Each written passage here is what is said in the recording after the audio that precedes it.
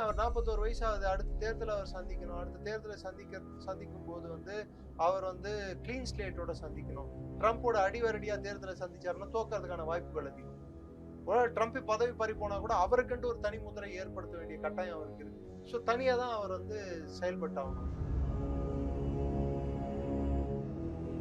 பிரதமர் இஸ்ரேலுக்கு போயிட்டு வந்த உடனே இந்த போர் தொடங்கிருச்சுன்னு சொல்ற எல்லாருக்கும், அப்ப அங்க இருக்கிற இஸ்லாமிய நாடுகளான சவுதி அரேபியாவும், குவைத்தும், பெஹரினும், கத்தாரும் ஏன் அது ரம்ஜான் காலத்துல ஏன் ஈரான் அடிக்கிறதுக்கு அமெரிக்காவுக்கு இடம்? மொத்த பரப்பளவே இஸ்ரேலோட பரப்பளவு 22,000 ஸ்கொயர் கிலோமீட்டர். மணிப்பூரோட சைஸ் வச்சுக்கோங்க. அது மேல குண்டுமலை பொழியும் போது மக்கள் இருக்கும் இடங்கள்ல அதிகம் தாக்கு. அதுக்கண்டு இஸ்ரேல் 170 குழந்தைகளை கொன்னதை நான் நியாயப்படுத்த விரும்பல. அது போர் குற்றம். ட்ரம்ப் என்ன சொல்றாரு? 15 நாள் வரைக்கும். சரி, அந்த 15 நாளுக்குள்ள நீங்க உங்களுக்கு வச்சிருக்கிற குறிக்கோள் என்ன? அதையாவது சொல்லுங்க. நீ முழுகு, பக்கத்துல இருக்கவன சேர்த்து முழுகு அடிக்கணும்னு பார்த்தா, நான் சொன்ன மாதிரி உன்னோட டாலர் பாண்டை யாரும் வாங்குறதுக்கு வர மாட்டேங்கிறாங்க. அதாவது எது பிரச்சனைன்னு தெரியாம இல்லாத பிரச்சனை, ஒரு பிரச்சனைய கம்மி பண்றதுக்கு புது பிரச்சனையை உருவாக்குறது, இது ட்ரம்போட செயல்பாடு. ஈரானின் நிலப்பரப்பை இன்னும் உங்களால் கட்டுப்படுத்த முடியவில்லை. நீங்கள் எடுத்துக்கொண்ட ஒரு குறிக்கோளை கூட இன்னும் அடைய முடியவில்லை. மொத்தத்தில் இந்த போர்ல அமெரிக்கா பின்னடைவை தான் சந்தித்தது. அந்த விமானி தப்பிக்கிறதுக்கான வாய்ப்புகள் மிக குறைவு. தப்பி தவறி ஈரான் கிட்ட மாட்டிக்கிட்டாங்கடான்னா இந்த அமெரிக்காவுக்கு பெரிய இழப்பு.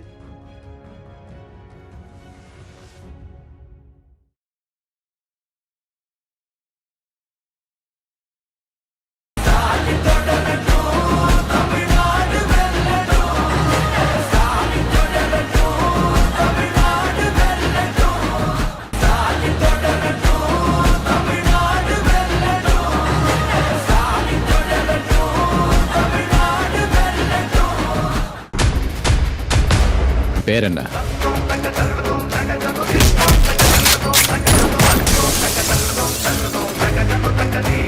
ஆச்சி மசாலா. எந்த சமையலும் ருசி தேடும் ரகசியம். 20 ரூபாய். கிங் டிவி நேயர்களுக்கு வணக்கம். இன்றைய சிறப்பு நிகழ்ச்சியில் நம்முடன் இணைந்திருக்கிறார் பாதுகாப்புத்துறை ஆலோசகர் டாக்டர் நிரஞ்சன் அவர்கள். வணக்கம் சார். வணக்கம் ஜெய்.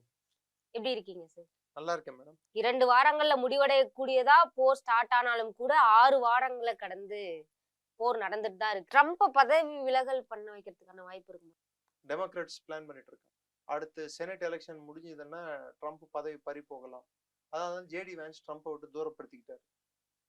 கூட இருந்தா நமக்கும் பிரச்சனை. ஏங்க, அவர் 41 வயசு ஆகுது. அடுத்த தேர்தலை அவர் சந்திக்கணும். அடுத்த தேர்தலை சந்திக்கும் போது அவர் கிளீன் ஸ்லேட்டோட சந்திக்கணும். ட்ரம்ப்போட அடிவரடியா தேர்தலை சந்திச்சாருன்னா தோக்கறதுக்கான வாய்ப்புகள் அதிகம். ஒருவேளை ட்ரம்ப் பதவி பறி போனா கூட அவருக்குன்ட்டு ஒரு தனி முத்திரை ஏற்படுத்த வேண்டிய கட்டாயம் அவருக்கு இருக்கு. ஸோ தனியா தான் அவர் செயல்பட்டாகணும். இப்ப இந்த போர் குறித்து இந்தியாவோட நிலைப்பாடு என்ன சார் கடைசியா? இந்த போர் இந்தியா ஆசைப்பட்டோ இல்ல இந்தியாவிடம் கேட்டோ இல்ல இந்தியாவின் அங்கீகாரத்துடனோ தொடங்கப்படல. இந்த போரை இந்தியா எதிர்க்கிறது.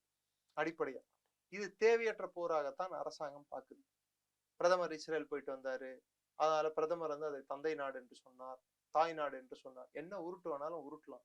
நான் அவங்களுக்கு எதிர்கேள்வி வைக்கிறது என்னடான்னா, பிரதமர் இஸ்ரேலுக்கு போயிட்டு வந்த உடனே இந்த போர் தொடங்கிருச்சுன்னு சொல்ற எல்லாருக்கும், அப்ப அங்க இருக்கிற இஸ்லாமிய நாடுகளான சவுதி அரேபியாவும், குவைத்தும், பெஹரினும், கத்தாரும் ஏன் அது ரம்ஜான் காலத்துல ஏன் ஈரான் அடிக்கிறதுக்கு அமெரிக்காவுக்கு இடம் கொடுத்தாங்க?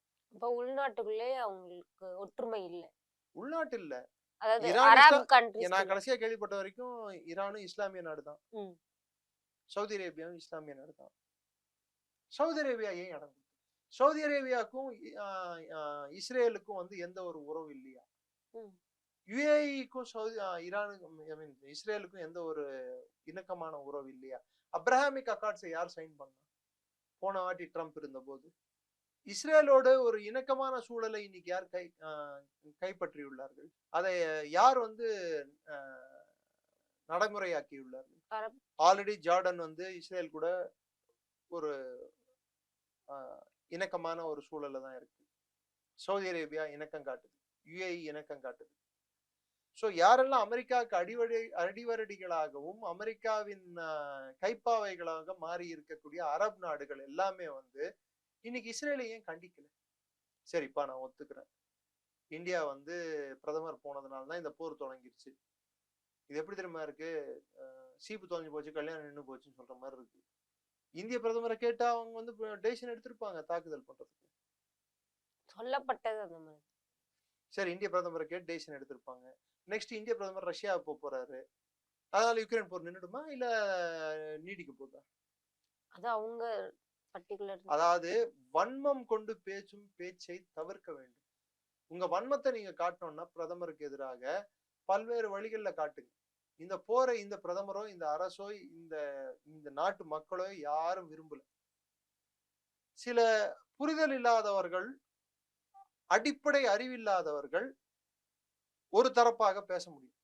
உதாரணத்துக்கு ஈரான் தரப்புல வந்து முழுமையா ஈரான் செய்வதெல்லாம் சரி அப்படின்னு சொல்லி பார்த்தா அதுவும் ஒரு தவறான ஒரு போக்கு. உதாரணத்துக்கு ஈரான் வந்து இன்னைக்கு இஸ்ரேல்ல இருக்கக்கூடிய மக்கள் வசிக்கும் இடங்கள்ல தாக்கிட்டு இருக்கு. குவைத்ல மக்கள் வசிக்கும், ஏன்னா சின்ன நாடு அதெல்லாம். மொத்த பரப்பளவே இஸ்ரேலோட பரப்பளவு 22,000 ஸ்கொயர் கிலோமீட்டர். மணிப்பூரோட சைஸ்ன்னு வச்சுக்கோங்களேன். அது மேல குண்டுமலை பொழியும் போது மக்கள் இருக்கும் இடங்கள்ல அதிகம் தாக்குது. அதுக்கண்டு இஸ்ரேல் வந்து 170 குழந்தைகளை கொன்னதை வந்து நான் நியாயப்படுத்த விரும்பல. அது போர் குற்றம். ஈரான்ல மினாப்ல அந்த பள்ளிக்கூடம் சிறுமிகள் படிக்கக்கூடிய பள்ளிக்கூடத்தின் மேல தாக்குதல் செய்து 170 குழந்தைகள் கொல்லப்பட்டார்கள், 7 வயது குழந்தைகள் உட்பட. இதனால ஈரான் வந்து குறிப்பா குடிமக்களை குறி வச்சு தாக்கல. அமெரிக்கா எங்கெங்க இருக்கோ அங்கதான் தாக்குதல்கள் அப்படிதான் நடந்தது. இப்போ வந்து அவங்க வந்து இன்ஃப்ராஸ்ட்ரக்சர் அடிக்கும் போது பக்கத்துல அந்த இன்ஃப்ராஸ்ட்ரக்சர் பக்கத்திலே இருக்கக்கூடிய வீடுகள் எல்லாமே தானே சேதமாகுது. அதற்கான சைரன்ஸ் அலாரம் எல்லாமே கொடுக்கப்பட்டது. பட் பொதுமக்களும் அதுல சாராங்க. குறிப்பிட்டு இஸ்ரேல்ல நடந்துட்டு, இஸ்ரேல்ல பெருத்த சேதம் நடந்திருக்கு. பதுங்கு குழிகள்ல பாதுகாப்பா இருக்கு. எத்தனை நாள் இருக்க முடியும்? 30 நாள் 40 நாளா? அப்ப இஸ்ரேலே அண்டர் கிரவுண்ட்ல கட்டி வச்சிருக்காங்களா? மொத்த இஸ்ரேல் அண்டர் கிரவுண்ட்ல இருக்கா என்ன? ஓவர் கிரவுண்ட் எதுவுமே இல்லையா? அப்ப மேல அழிஞ்சதெல்லாம் ஓகேவா? பெஞ்சமின் நெத்தன்யாஹூ அவர் செய்த தவறுகள், அவருக்கு மீது சுமத்தப்பட்டுள்ள குற்றச்சாட்டுகள்ல இருந்து அவர் தப்பிக்கிறதுக்கு இது மாதிரி கண்டினியூஸா அவர் வந்து ஏற்படுத்திக்கிட்டே இருக்காரு.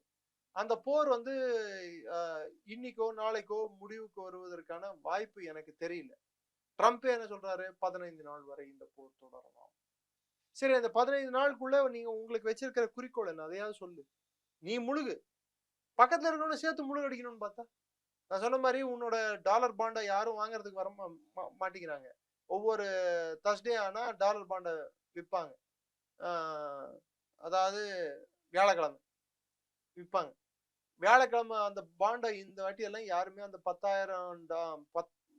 10 பில்லியன் டாலர் பாண்டும் 5 பில்லியன் டாலர் பாண்டும் யாரும் வாங்கல. இப்போ ஷேர் மார்க்கெட் இல்ல, அவங்க டாலர் பாண்டனே விற்பாங்க. ரெண்டாவது பாத்தீங்கன்னா இப்போ டாலர் பாண்ட்ஸ், மெச்சூர் ஆன பாண்ட்ஸ் இருக்கு பாருங்க, இதுக்கு முன்னாடி வாங்கின பாண்ட்ஸ், அது கட்ட வேண்டிய காசே கிட்டத்தட்ட பல ட்ரில்லியன் டாலருக்கு போகுது. பாண்ட் மெச்சூர் ஆச்சுன்னா அதுக்கு பணம் திருப்பி கொடுத்துடணும்ல. இருக்கிற பாண்டுகளுக்கு வட்டியே வந்து 1 ட்ரில்லியன் டாலர் மேல போயிட்டு இருக்கு. இதெல்லாம் என்ன பண்ண போறாங்க? அமெரிக்க பொருளாதாரம் மிகப்பெரிய இக்கட்டில் மாட்டிக்கொண்டு இருக்கிறது, பெரிய சிக்கல்ல இருக்குது. அதுக்கு என்ன அதாவது எது பிரச்சனைன்னு தெரியாம இல்லாத பிரச்சனை, ஒரு பிரச்சனைய கம்மி பண்றதுக்கு புது பிரச்சனையை உருவாக்குறது, இது ட்ரம்போட செயல்முறை. அதுதான் போர் யுக்தி. ஏது போர் யுக்தி? அது வந்து உங்க மக்களை திசை திருப்புறதுக்கும் உலகத்தை திசை திருப்புறதுக்கும், நான் முழுகிறேன், என்னோட உலகத்தையும் முழுகடிச்சிட்டு தான் போவேன்ற ஒரு சிந்தனை. ஈரான் ரியல் எஸ்டேட் இல்ல, Trump is real estate broker, real estate developer. காசாவை ரியல் எஸ்டேட்னு சொன்னாரு, ஈரானையும் ரியல் எஸ்டேட்டை பாக்குறாருன்னா ஈரான் ரியல் எஸ்டேட் இல்ல. வெனிசுவேலா அவர் தூக்குன மாதிரி மற்ற நாடுகளை இவர் இது பண்ண மாதிரி, ஏன் Afghanistan I will bring you to stone age அப்படின்னாரு. அந்த ஸ்டோன் ஏஜுக்கு எடுத்துட்டு வந்த கடைசியில அதே யாரை வந்து அப்புறப்படுத்தணும்னு போனாங்களோ அவங்க கிட்டே எதனா ஆட்சி அதிகாரத்தை கொடுத்துட்டு வந்தாங்க. துண்டகானம் துணிய காலம் ஓடி வந்தாங்க அமெரிக்கா ஆப்கானிஸ்தானை விட்டு. ரஷ்யா வந்து ஈரானுக்கு வந்து S-400 triumph missile defence system கொடுத்துருக்காங்க. ஒரு 10 நாள் முன்னாடி வந்து இறங்கி இருக்கு. AN-124 சொல்லிட்டு, அனட்டா 124 சொல்லிட்டு அதிகன ரக விமானம். அதாவது கனரக பொருட்களை ஏத்தி செல்லக்கூடிய விமானம். ஒரு செயற்கைக்கோளையும் தனியா அதுக்காக கொடுத்துருக்காங்க. செயற்கைக்கோளை கொடுத்துருக்காங்க, S-400 சிஸ்டம் கொடுத்துருக்காங்க, ரேடார்களை கொடுத்துருக்காங்க.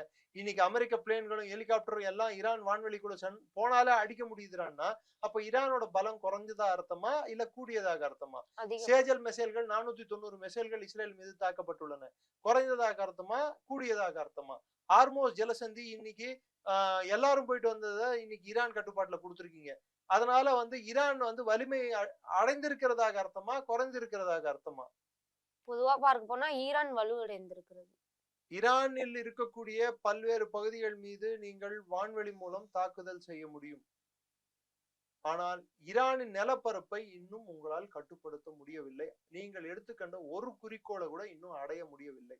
மொத்தத்தில் இந்த போர்ல அமெரிக்கா பின்னடைவை தான் சந்தித்துள்ளது. அதை நம்ம புரிஞ்சுக்கிட்டா நல்லது. இது நான் ஈரானுக்கு சப்போர்ட் பண்றதுக்கு பேசல. ஒரு இம்பார்ஷியலா ஒரு போரை பார்க்கும்போது, ஒரு போர் என்பது சின்ன சின்ன சண்டைகள், பல்வேறு சண்டைகள். உதாரணத்துக்கு இந்தியா பாகிஸ்தான் போர் நடக்குதுன்னா 71 போர் எடுத்துக்கோங்க. ஈஸ்ட் பாகிஸ்தான் பக்கம் பங்களாதேஷ் பக்கம் போர் நடந்துட்டு இருந்தது, ராஜஸ்தான்ல போர் நடந்தது, பஞ்சாப்ல போர் நடந்தது, காஷ்மீர்ல போர் நடந்துட்டு இருந்தது. இந்த பக்கம் பங்களாதேஷ்லயே திரிபுரா பக்கம் போர் நடந்துட்டு இருந்தது, மிசோரம் பக்கம் போர் எல்லா நார்த் ஈஸ்ட் ஸ்டேட் சுத்தி போர் நடந்துட்டு இருந்தது. பல்வேறு இடங்கள்ல ஒவ்வொரு இடத்துலயும் போர் நடந்துட்டு இருக்கும். அதான் சண்டை நடந்துட்டு இருக்கும். சண்டை மூண்டதுன்னு தான் சொல்லுவோம். ஸோ ஒவ்வொரு இடத்துல சண்டைகள் நடந்துட்டு இருக்கும். ஒரு 10-15 சண்டைகளோட ஒரு மொத்த அதுல இருந்து வரக்கூடிய முடிவு தான் ஒரு போரோட முடிவு. 9 சண்டையை தோத்துட்டு 10வது சண்டையை ஜெயிச்சு டிசைசிவ் ஃபைட் அப்படின்வாங்க. அதை ஜெயிச்சாங்கடான்னா அவங்க போரை ஜெயிச்சிடலாம். உதாரணத்துக்கு 1970களில் டெட் அஃபென்சிவ்னு ஒன்று எடுத்துட்டு வந்தாங்க. டெட் அஃபென்சிவ்ன்றது வியட்நாம்ல நார்த் வியட்நாமை தோற்கடிக்கிறதுக்கு அமெரிக்கா எடுத்துட்டு வந்த முயற்சி. அந்த டெட் அஃபென்சிவ் தோற்கடிக்கப்பட்டது. சாய்கான் அமெரிக்கா கட்டுப்பாட்டை விட்டு சென்றது. அமெரிக்கா துண்டை காணும் துணியை காணும் சொல்லி ஓடி வர வேண்டியதா போச்சு. இப்ப இவங்களும் வடக்கு வியட்நாம்ல நடந்த மாதிரி ஒரு விமானிய தேடிட்டு இருக்கதா தகவல் வந்துட்டு இருக்கு. தேடிட்டு இருக்காங்க. ஈரானோட நிலப்பரப்புல தான் அந்த விமானி மாட்டியிருக்காருன்னு சொல்லியிருக்காங்க. ஸோ அவங்க தேடுதல் தொடர்ந்துட்டு இருக்கு. அந்த விமானி தப்பிக்கிறதுக்கான வாய்ப்புகள் மிக குறைவு. உயிர் தப்பி தவறி ஈரான் கிட்ட மாட்டிக்கிட்டாங்கடான்னா இது அமெரிக்காவுக்கு பெரிய இழுக்கு. அமெரிக்கா கீழே வந்துதான் கீழே வராது இல்லைங்க. அவங்க டிவியில 10 வாட்டி போட்டு காக்கும்போது சோல்ஜரோட முறையில் என்ன ஆகும்? அவங்களோட தன்னம்பிக்கை அடி வாங்கும். அடுத்து போகும்போது எவன் நம்ம பிளேன் அடிப்பான்னு சொல்லிட்டு தைரியமா இப்ப போய் அடிச்சுட்டு வந்துட்டு இருந்தாங்க. இப்ப அந்த தைரியம் கம்மியாகுமா இல்லையா? இப்போ ஈரானோட வான்வெளி திறந்த வான்வெளி, நம்ம எப்ப வேணாலும் உள்ள போலாம், எப்ப வேணாலும் அடிக்கலாம், எப்ப வேணாலும் வரலான்ற ஒரு எண்ணத்தோட போறவங்களுக்கு எப்ப வேணாலும் நம்மள அடிக்கிறான்ற ஒரு எண்ணம் பயம் வந்துருச்சுன்னா அப்ப போறதுக்கு அவன் உள்ள ஏதோ ஒரு அச்சம் வந்துடும். கண்டிப்பா. அதுதான் ஒரு போருக்கு ஒரு வீரனுக்கு முக்கியமான தேவை முறையில் தன்னம்பிக்கை. அந்த தன்னம்பிக்கை அடி வாங்கும் போது உங்களோட மொத்த போர் தந்திரமே அடி வாங்கும். உதாரணத்துக்கு இன்னைக்கு இஸ்ரேல் நான் சொன்ன 162 இன்ஃபேன்ட்ரி டிவிஷன் உள்ள போயிட்டு அடி வாங்கியிருக்கு. கிட்டத்தட்ட 300 கேஷுவாலிட்டி ஏர்லிஃப்ட் பண்ணியிருக்காங்க. லெபனானோட நிலப்பரப்பு இவங்களுக்கு ஏதுவான நிலப்பரப்பா இல்ல. அங்க இருக்கிற மக்களை இவங்களுக்கு சப்போர்ட் பண்ணல. அது உள்நாட்டு போற மாதிரி இருக்கு. ஹிஸ்புல்லாஹ் சாதகமா மாறிடுச்சு. ஒரு காலத்துல 1987 ஸ்ரீலங்காக்கு நம்ம படைகளை அனுப்பும் போது என்ன நடந்ததோ அதே நிலைமை தான் இன்னைக்கு இஸ்ரேல் ஃபேஸ் பண்ணிட்டு இருக்கு லெபனான்ல. இன்னொரு அந்நிய நாட்டுக்குள்ள போகும்போது அந்த நாட்டோட மக்கள் சப்போர்ட் இல்லாம அங்க போய் அந்த நாட்டை கட்டுப்பாட்டுல எடுத்துட்டு வர்றதுன்றது ரொம்ப கடினம். அது இன்சர்ஜென்சி வார்ஃபேரா மாறிடும், உள்நாட்டு போரா மாறிடும். மக்கள் ஆதரவு அந்த நாட்டுல இருக்கக்கூடிய போராட்ட குழுக்களுக்கு தான் மக்கள் ஆதரவு இருக்குமே தவிர்த்து வெளியில இருந்து வந்த ராணுவத்துக்கு இருக்காது. இது இஸ்ரேல் ஒரு முறை இல்ல, 82, 2006, இப்போ இன்னொரு முறை. இத்தனை முறை பண்ணியும் இன்னும் அவங்க பாடங்கள் கற்றுக்கொள்ளவில்லை என்றால் அது இஸ்ரேல் செய்யக்கூடிய மிகப்பெரிய தவறு. இதுவரை எங்களுடன் பல்வேறு கருத்துக்களை பகிர்ந்தமைக்கு நன்றி. நன்றி ஜெயின்.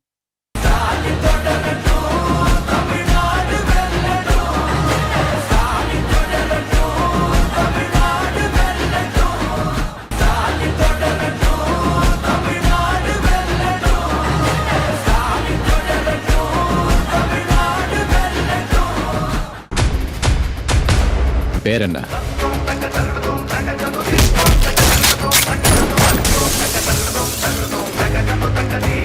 ஆச்சி மசாலா. எந்த சமையலும் ருசி தேடும் ரகசியம். 20 ரூபாய்.